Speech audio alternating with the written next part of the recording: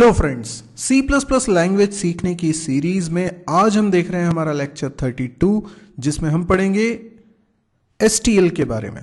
और ये STL का सिर्फ इंट्रोडक्टरी लेक्चर है। STL बहुत वास्ट है और काफ़ी सारे लेक्चर्स आने वाले हैं STL के ऊपर। तो मेरी बात ज़रा ध्यान से सुनिएगा, ख़ास तौर पे वो लोग जो लोग ID के रूप में टर्बो 3.0 यूज़ करते हैं। यानी आज तक आप अपनी प्रोग्रामिंग कहाँ करते थे? टर्बो स्क्रीन पे। जितने भी लोग ऐसे हैं, ये उनके लिए अलार्मिंग सिचुएशन है। आप लोग अपना आईडी बदल दीजिए।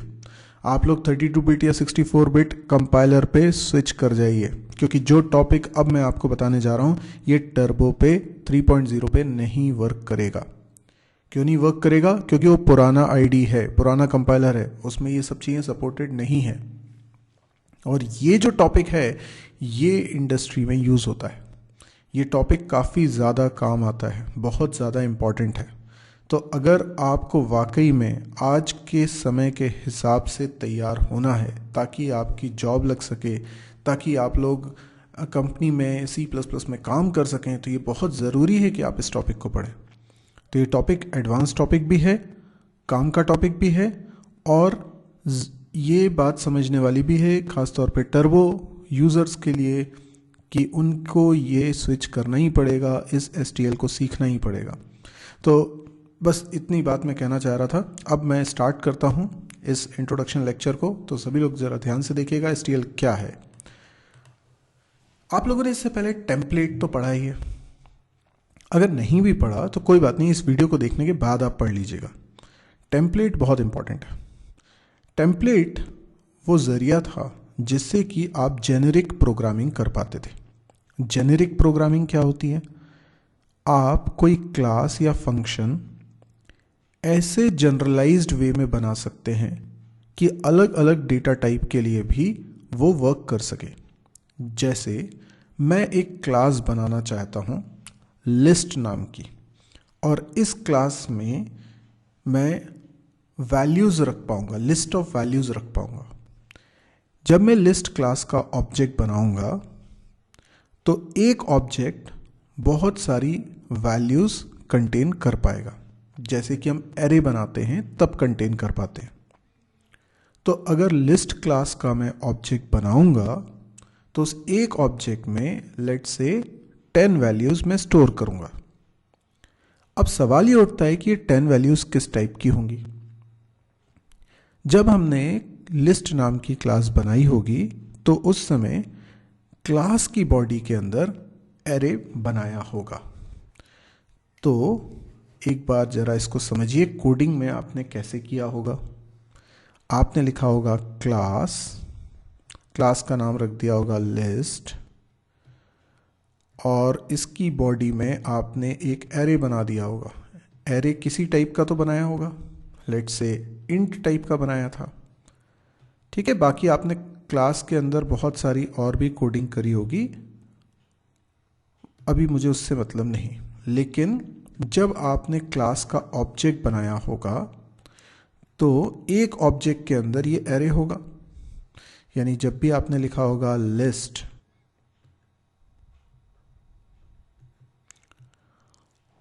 लिस्ट क्लास का मान लीजिए आपने ऑब्जेक्ट बनाया L1, तो व्हाट इज L1? L1 एक ऑब्जेक्ट है जिसके अंदर एक एरे है A नाम का, ठीक है, और इसमें 10 ब्लॉक्स हैं, ठीक।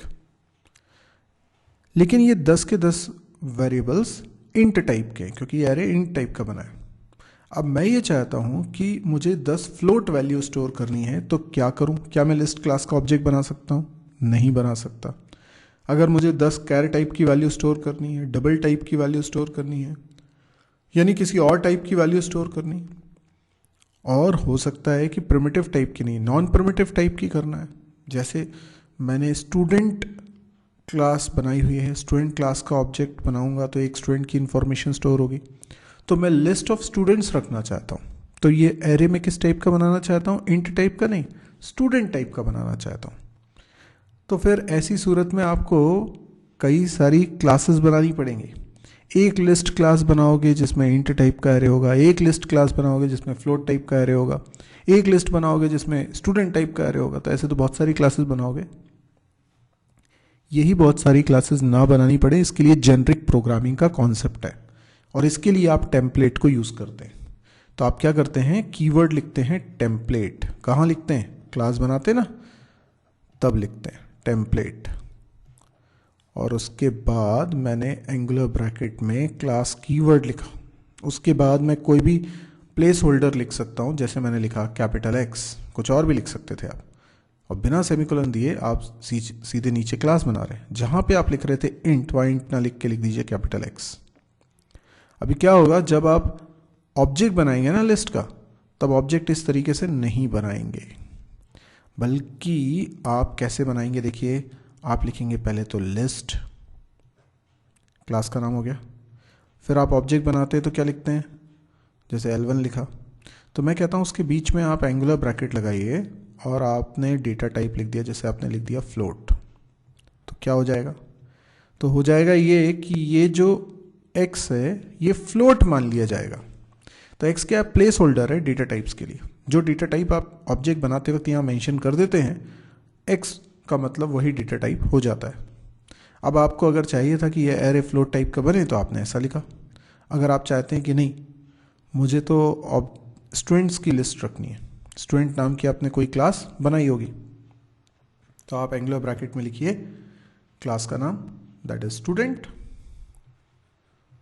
तो ये स्टूडेंट हो गया और ये L2 हो गया। तो L2 ऑब्जेक्ट जो बनेगा उसमें स्टूडेंट टाइप का एरे होगा।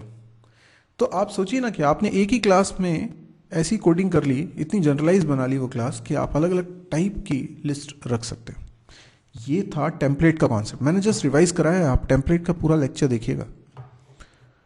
ओके, अब STL क्या है, STL है स्टैंडर्ड टेम्पलेट लाइब्रेरी। बेसिकली कोई कंफ्यूजन की ज़रूरत नहीं है, STL एक लाइब्रेरी है। लाइब्रेरी क्या होती है, किसी भी प्रोग्रामिंग लैंग्वेज में प्री डिफाइंड क्लासेस का कलेक्शन। तो C++ में भी कुछ पहले से बनी हुई क्लासेस हैं हमारे लिए, उनका कलेक्शन कहला रही है स्टैंडर्ड टेम्पलेट लाइब्रेरी। इस लाइब्रेरी की खास बात यह है कि कुछ बहुत ही बेसिक काम करने के लिए इसमें पहले से कुछ क्लासेस बनी हुई हैं और ये क्लासेस टेम्पलेट कीवर्ड की मदद से बनी है। इसका मतलब ये सब जेनेरिक प्रोग्रामिंग है। तो आप किसी भी क्लास को यूज़ करते हैं तो कैसे यूज़ करते हैं, मान लीजिए कि इस स्टैंडर्ड टेम्पलेट लाइब्रेरी के अंदर लिस्ट नाम की क्लास पहले से बनी है, तो आप ये क्लास आप नहीं बना रहे हैं, ये क्लास तो पहले से बनी हुई है, आपको नहीं बनाना, ये तो लाइब्रेरी में पहले से बनी हुई है। तो आप क्या करोगे, आप तो अपने प्रोग्राम में सीधे सीधे लिखोगे लिस्ट, एंगुलर ब्रैकेट में लिखा फ्लोट या स्टूडेंट, और L1 या L2 इस तरह से ऑब्जेक्ट बना। यानी आपको नया और अलग क्या दिखने वाला है, आपको ये दिखने वाला है कि आप ये एंगुलर ब्रैकेट में कुछ लिख रहे हो। ये सिंटेक्स आपको परेशान ना करे, इसलिए टेम्पलेट पढ़ लेना। ये जो एंगुलर ब्रैकेट में आपने लिखा है, इससे पता चल जाएगा कि लिस्ट में किस टाइप की वैल्यू स्टोर होंगी। तो ये लिस्ट क्लास आपने नहीं बनाई, ये पहले से बनी हुई है, क्योंकि ये तो बड़ी काम की चीज़ है, ये तो बहुत रेगुलरली काम आने वाली चीज़ है। और ऐसे लिस्ट अकेली नहीं है, ऐसे रेगुलरली काम आने वाली बहुत सारे और भी क्लासेस बनी हैं, और ये सब टेम्पलेट क्लासेस हैं। तो आपका काम बहुत आसान हो गया। अभी मैंने यहाँ 10 लिखा है, अभी हम आगे चल के जब लिस्ट के बारे में पढ़ेंगे तो हमें पता चलेगा 10 नहीं, हम उसमें कितनी भी वैल्यू स्टोर कर सकते हैं। कैसे इंप्लीमेंट किया होगा ये अलग कहानी है, लेकिन ऑब्वियसली लिंक लिस्ट वगैरह के कॉन्सेप्ट्स उसमें यूज़ किए होंगे, बट वो बात की चीज़ है। आपको ये समझ में आया कि ये स्टैंडर्ड टेम्पलेट लाइब्रेरी के अंदर लिस्ट जैसी कई सारी क्लासेस हैं और जेनरिक क्लासेस हैं जिनको आप अपने प्रोग्राम में यूज़ कर सकते हैं। तो it is a powerful set of C++ template classes. At the core of the C++ standard template library are the following 3 well-structured components. ऐसे तो क्लासेस की संख्या बहुत ज़्यादा है, STL में बहुत सारी क्लासेस हैं, लेकिन इनको भी 3 कैटेगरी में डिवाइड किया गया है। ये 3 कैटेगरी कौन सी हैं? Containers, algorithms and iterators. यानी जितनी भी स्टैंडर्ड टेम्पलेट लाइब्रेरी के अंदर क्लासेस मौजूद हैं वो या तो कंटेनर्स हैं, या एल्गोरिथम्स हैं, या इटरेटर्स हैं। ठीक है। अब आप ये कहेंगे कि ये जो एल्गोरिथम है, अगर आपने डेटा स्ट्रक्चर पढ़ा है तो एल्गोरिथम तो प्रोग्राम होता नहीं, वो तो लॉजिक का रिप्रेजेंटेशन है। आपकी बात बिल्कुल सही है, लेकिन आपने जो डेटा स्ट्रक्चर में कॉन्सेप्ट्स पढ़े थे जैसे कि सर्चिंग, सॉर्टिंग, है ना, ये सारे कॉन्सेप्ट्स के प्रोग्राम्स बना के इम्प्लीमेंट किए हुए हैं, यानी इनकी क्लासेस बनाई हुई हैं, फंक्शंस बनाए हुए हैं, और उसी को हम एल्गोरिथम्स बोल रहे हैं। बाकी अभी डिटेल में मैं बताता हूँ। ओके, अब अपन बात करते हैं स्पेसिफिकली कंटेनर्स की। कंटेनर्स क्या है? Containers are used to manage collection of objects of a certain kind. Containers यानी ऑब्जेक्ट्स को कलेक्ट करने का एक तरीका। कंटेनर को आप कैसे एज्यूम करते हैं?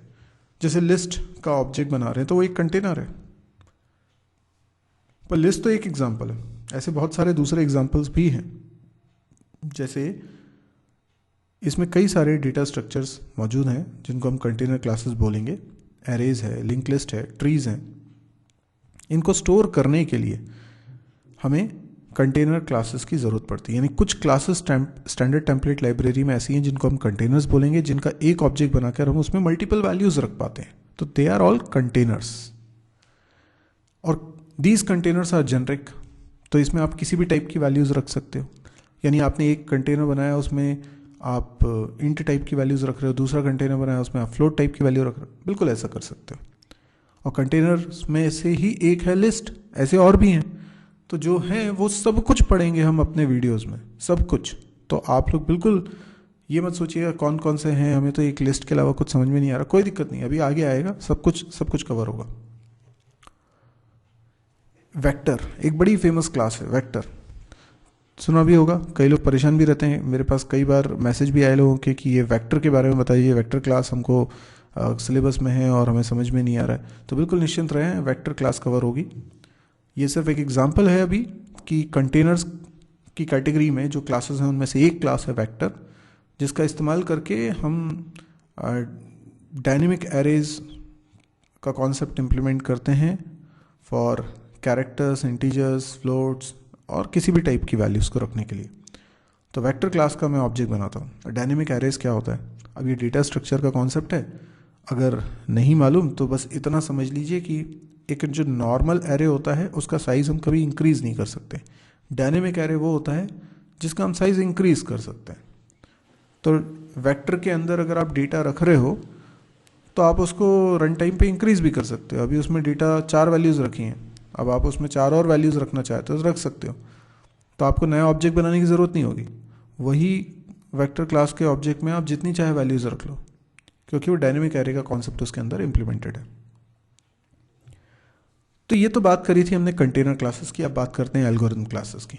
एल्गोरिथम क्लासेस में कुछ एक्शन परफॉर्म करने वाली क्लासेस हैं, यानी ऐसी क्लासेस हैं जिसमें कुछ फंक्शंस हैं जो अलग अलग तरह के एक्शंस परफॉर्म कर रहे हैं, जैसे कि सॉर्टिंग, सर्चिंग। ये आपने डेटा स्ट्रक्चर में डेफिनेटली पढ़े होंगे, और नहीं भी पढ़े तो कोई बात नहीं, इनको हम यहाँ पर देखेंगे ही। तो जो कंटेनर्स हैं उसमें तो डेटा स्टोर होगा, पर उस डेटा पे जो ऑपरेशंस परफॉर्म करने हैं वो एल्गोरिथम क्लासेस के अंदर डिफाइंड है।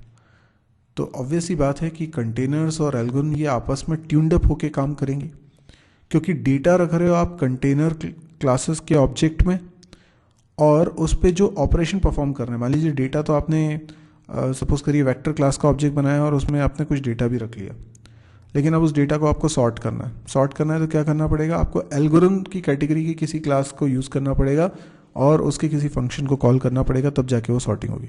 ठीक है, लेकिन ये बहुत अच्छा सिस्टम है। हो सकता है कि जब आप पहली बार पढ़ें तो आपको ये कोडिंग एकदम से नई और टफ लगे, लेकिन मैं बताऊँ एक बार आपको कॉन्सेप्ट समझ में आ जाएगा तो ये आपको बहुत ईजी लगने वाला है, बहुत ईजी, बहुत ही सिस्टमैटिक लगने वाला है। तो बहुत बढ़िया तरीके से ये कैटेगरीज बनाई हुई है। तो सारे जो स्टोर करने वाला काम है वो कंटेनर्स के पास चला गया, और जो एक्शन परफॉर्म करने वाला काम है वो एल्गोरिथम्स के पास आ गया।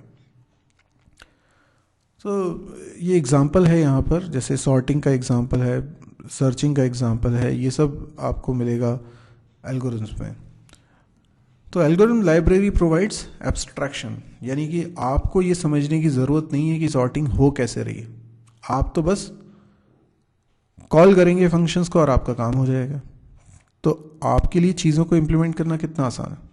सोचिए कि आप एक प्रोजेक्ट बना रहे हैं जिसमें कि आपको पहले तो डेटा स्टोर करना है, फिर डेटा पे आपको कई तरह के ऑपरेशंस परफॉर्म करने हैं। तो आपको पहले क्लासेस बना के उसको हैंडल करना पड़ेगा। तो हो सकता है कि वो सब कुछ ना करना पड़े क्योंकि आपको STL आता हो। तो आप डेटा को स्टोर करने के लिए कोई कंटेनर क्लास का ऑब्जेक्ट बना लेंगे, उस पर जो एक्शंस परफॉर्म करने हैं वो सब एल्गोरिथम्स में है। तो आपको स्क्रैच से कोडिंग नहीं करनी पड़ेगी। तो आपको ये बॉदर नहीं करना है कि सॉर्टिंग का लॉजिक अब कैसे बनाऊँ। सॉर्ट बना हुआ है, आप उसको सीधे कॉल करिए और वो सॉर्टिंग हो जाएगी। आपको सर्चिंग का लॉजिक बनाने की ज़रूरत नहीं है। आपको डेटा स्ट्रक्चर की वो कॉम्प्लिकेटेड एल्गोरिथम्स को इम्प्लीमेंट करने की ज़रूरत नहीं है क्योंकि वो ऑलरेडी इम्प्लीमेंटेड है। आप सीधे कॉल करेंगे और वो आपके लिए काम कर देगा। तीसरी कैटेगरी इसमें होती है इटरेटर्स की। इटरेशन मतलब रिपीटेशन। हाँ, इटरेटर्स बेसिकली क्या है, ये ब्रिज का काम करते हैं कंटेनर्स और एल्गोरिथम्स के बीच में।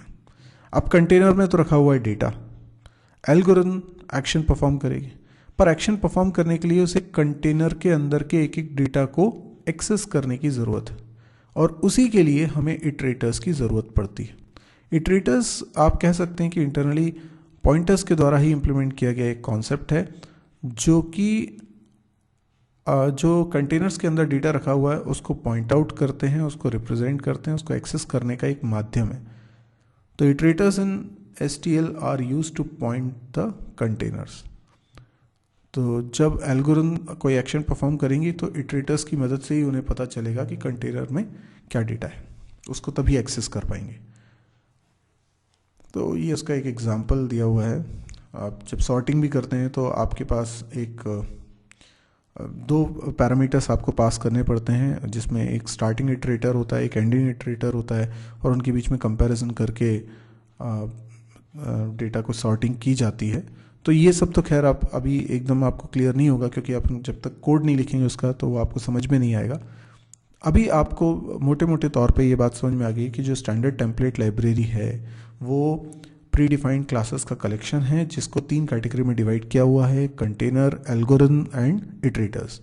और ये तीनों आपस में ट्यून्ड अप होते हैं, एक दूसरे की इन्हें ज़रूरत पड़ती है और ये सब टेम्पलेट कीवर्ड की मदद से बने हैं, यानी जेनरिक प्रोग्रामिंग का कॉन्सेप्ट इसमें यूज़ किया गया। अब यदि आपको इंट्रोडक्शन समझ में आया हो, STL का यूटिलिटी थोड़ी बहुत समझ में आ रही हो, तो आप इसको लाइक करें। और डेफिनेटली STL कंप्लीट नहीं हुआ, ये सिर्फ इंट्रोडक्शन है। आप लोग आगे के वीडियोस जब देखेंगे तो आपको कुछ जो डाउट्स भी होंगे STL से रिलेटेड वो क्लियर होते जाएंगे जब आप स्पेसिफिकली की क्लास के बारे में उसमें पढ़ेंगे। बहुत डिटेल में इसको कवर करने वाला हूँ, तो आप लोग प्लीज़ इसको देखते रहिएगा और जैसे ही मेरे नए वीडियोस आए वैसे ही आप इसको देख लीजिए। अब आपको पता कैसे चलेगा नया वीडियो मैंने अपलोड किया है, तो एक तरीका तो ये है कि आप इस चैनल को सब्सक्राइब कर लीजिए। चैनल को सब्सक्राइब करेंगे तो क्या होगा कि जब भी मैं कोई नया वीडियो अपलोड करूँगा तो उसकी जानकारी आपको मिल जाएगी। इसके अलावा आप मेरी वेबसाइट को भी विजिट कर सकते हैं, www.mysirji.com, ये नीचे लिखा हुआ है।